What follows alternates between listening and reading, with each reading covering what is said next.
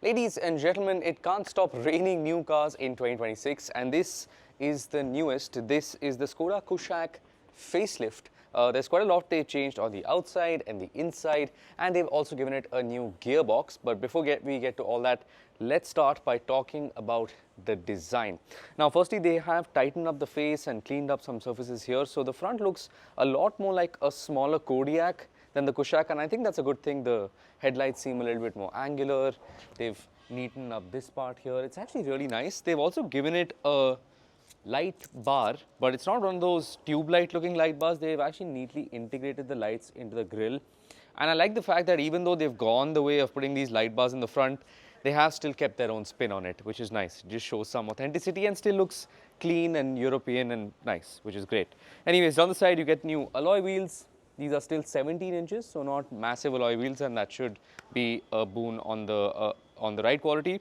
This is, by the way, the Monte Carlo, so there's some Monte Carlo bits here, and I think this paint, which is the grey, is probably also exclusive to the Monte Carlo. So you get some black bits here, black on the roof as well. Quickly go around to the back, and here too it looks very much like an expensive Skoda but shrunken down. So much cleaner, neater tail lamp at the back. Again, you have a light bar going all the way across, but they have again put their own spin on it. They've not just put one bar of light across. It's these 4 dots, and then you have the Skoda lettering really nicely integrated. So whatever they've done to the outside has gone with the market trend of putting more light bars, but they've done it in a nice European clean way, and I think the back of it just looks really very nice. While we're back here, let me just show you the boot space. Now, in terms of dimensions, the Kushaq hasn't changed much, which means it's still on the smaller side in this segment, especially when you compare it to the Sierra and the other new entrants. But it is what it is. Speaking of space and dimensions, let's hop onto the inside and see what the changes are like there. Okay, now we are on the inside of the Kushaq. I will quickly start the car. Because this is pretty much the same. It's still a 10-inch infotainment screen. It was on the smaller side, and it's, for me, all right that they've not gone the way of triple screens and all of that. I just wish they'd fixed these. The touch-sensitive aircon controls were a bit of a big complaint. It's a slider, and it's just not great. Like, this is actually one of the worst touch-sensitive controls. Like, I'll give you an example. This is the button for the recirc, and instead of having a light right on top of it like you have for the defogger, the only icon that reflects is here, one tiny icon. So yeah, not a great execution of the ACI. I thought they'll fix it in the facelift, but they haven't.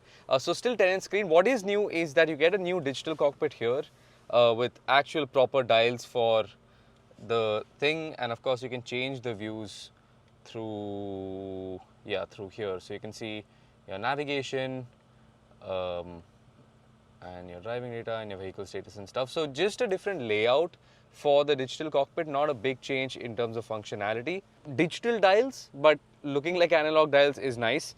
There's a slightly new upholstery for these seats on this Monte Carlo variant with these red perforations. You of course still have ventilated seats, and those are through the physical controls here.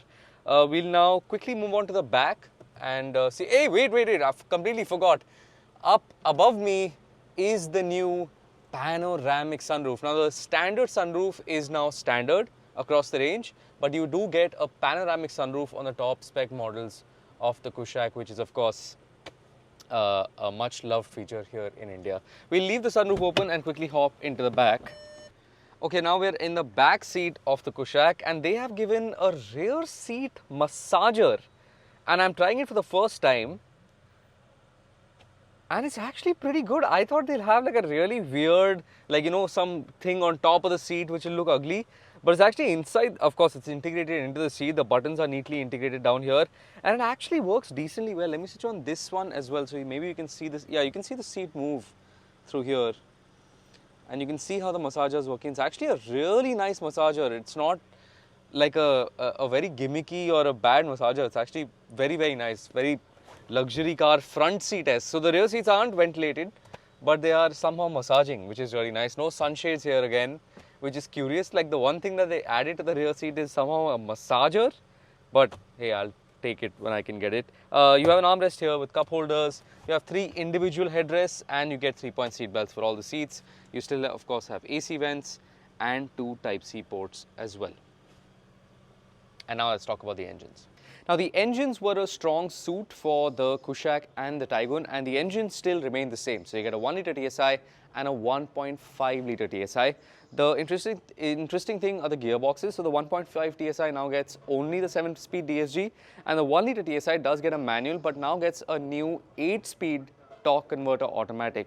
The fact that they've changed it to the 8-speed instead of the 6-speed tells me that they might have gone up on smoothness and the quality of the shifts, and it should be a better gearbox overall, even though the 6-speed torque converter was also alright, maybe just a little bit eager to creep in city traffic, but not many complaints there.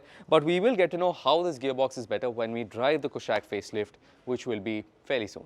Okay, so not too many updates on the Kushaq. They have given it a bit of a fresher face, neatened and tightened up the edges around the design. They have given it a bit more features on the inside, like a panoramic sunroof, a new digital cockpit, and of course the rear seat massagers. But they have not done too much, and I think that's a good thing and a bad thing. Of course, compared to the Sierra and all of those cars, there's no triple screens, there's no ADAS tech, and there's no, something to really go over the top in terms of design or in terms of its size as well.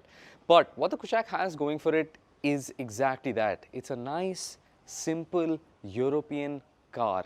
It's a car that you'll really like to drive. There's not 10,000 screens in your way, and it just feels like one of the only ones still keeping it old school in terms of design and tech and features. And I actually kind of like that. If they price it well, they should appeal to some buyers that don't want all of that ADAS and big screens and all that. Anyways, let me know what you guys think, and thank you for watching PowerDrift. And yeah, thank you.